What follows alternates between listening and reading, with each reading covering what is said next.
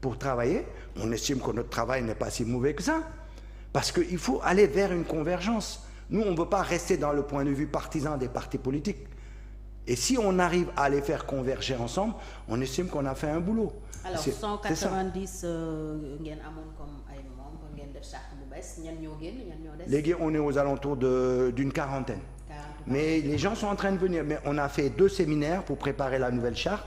Bon, ñu bëri ñëwuñu woon parce qu'ils avaient estimé que leur travail jeex na. Nous, on a dit non, vous êtes en train de refaire tout ce qu'on a fait, c'est-à-dire à chaque fois, en 2012 c'était pareil, on amène Macky au pouvoir, on arrête le M23, etc. Non, il faut continuer, mais dans un sens de dire, faire porter, voilà, faire une vigie citoyenne, faire porter les gens qui sont au pouvoir, leur dire attention, vous nous aviez dit ça, nous par exemple, on a une charte de bonne gouvernance, on va insister là-dessus pour que ça aille dans le bon sens, etc.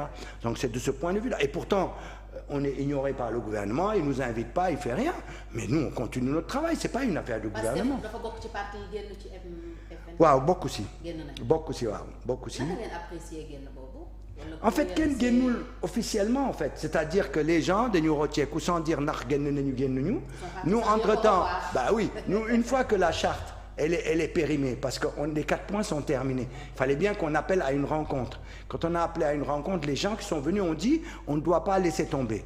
Donc on a dit ok, laissez-nous réfléchir. Donc la direction, donc le comité exécutif a proposé au bout d'1 mois de travail une nouvelle charte.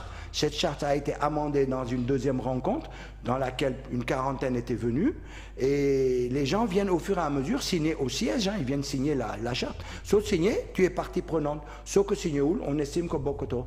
Donc pour l'instant, le PASTEF en tant que tel ne l'a pas signé. Alors charte bi ñu signé woon avant élection yi, ils avaient pas 3 mois pour mettre ça en œuvre? Non, c'est-à-dire que la charte, on disait dans la première année il faut le mettre en œuvre.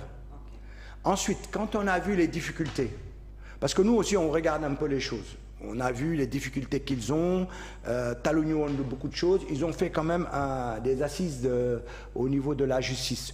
Bon, nous sur les assises, il y a beaucoup de choses qui nous plaisent, il y a des choses qui ne nous plaisent pas, notamment le CSM, la problématique du CSM. Ça, c'est une contradiction que nous avons avec le régime. Ben, ceci dit, nous, on a dit, bon, ok, ils ont fait les assises, ils attendent d'avoir une majorité à l'Assemblée nationale pour pouvoir voter les lois, transformer, etc., les choses. Bon, on s'est dit, on leur donne du temps. Mais derrière, on travaille avec Sursaut Citoyen aussi, qui est un autre cadre de la société civile beaucoup plus large. Et eux, ils portent le pacte citoyen vraiment, et ils sont en train de voir comment le mettre en œuvre, avec ou sans le gouvernement. Avec le gouvernement, c'est de leur dire...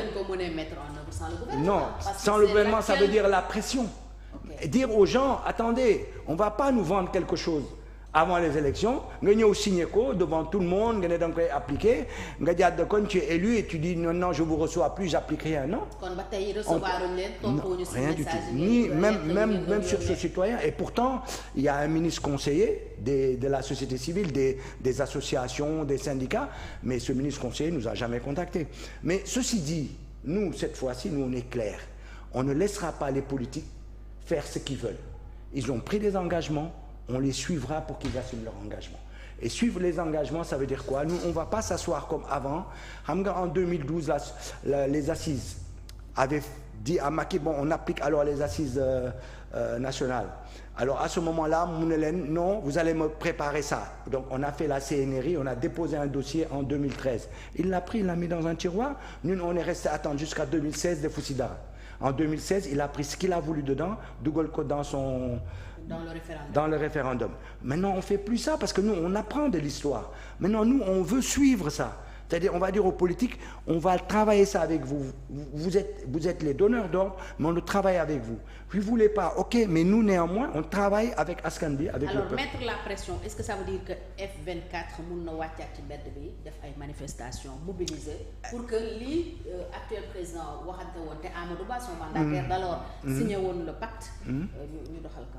Non, la problématique descendre dans la rue, c'est pas tellement ça. Aujourd'hui, la problématique, c'est de dire, vous avez signé un pacte citoyen sur beaucoup de choses, qui sont dedans, on veut que ces choses soient appliquées.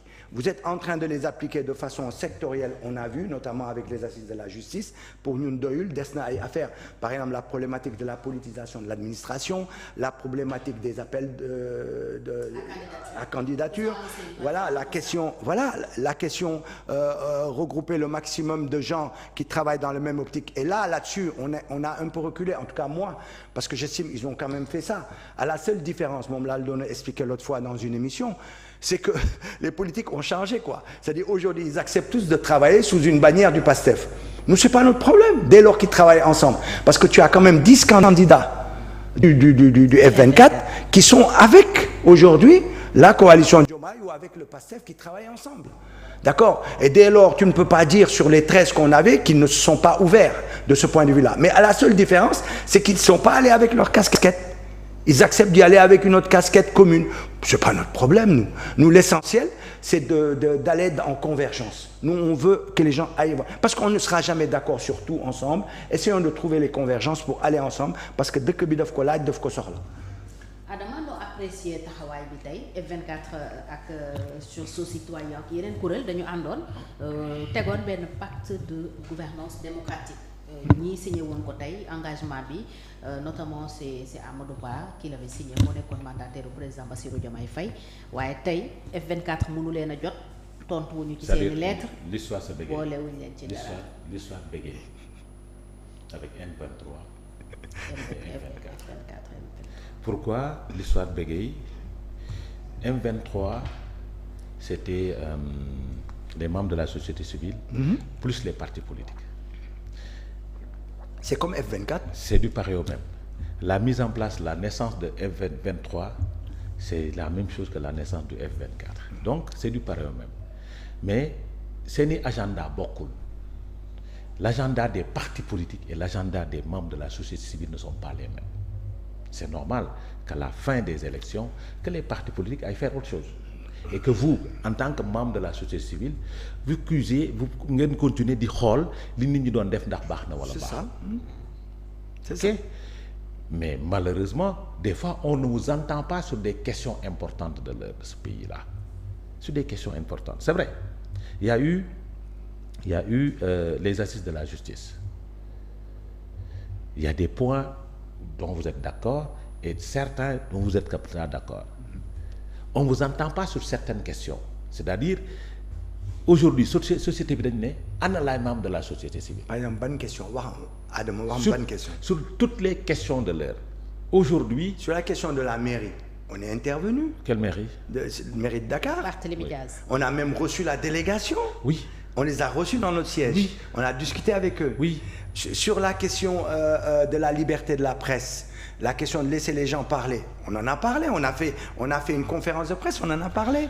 C'est-à-dire qu'on n'a pas l'écho qu'on voudrait. C'est-à-dire on n'a plus l'écho qu'on voudrait. Vous étiez beaucoup plus acerbe que ça. Vous étiez beaucoup plus partisan que ça. Vous étiez non pas partisan mais beaucoup plus présent. Oui. Que ça. Aujourd'hui, li may wax du sama kàddu man, c'est les Sénégalais, ce sont les Sénégalais qui disent amatul société civile. Ils ne parlent que d'une seule personne. C'est Birahim Seck. Ils disent Birahim est présent.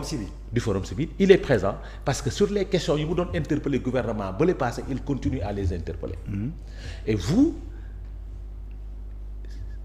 dégguñu leen. Maintenant, sur le comportement du M24, je salue ce que le M23 n'a pas voulu faire.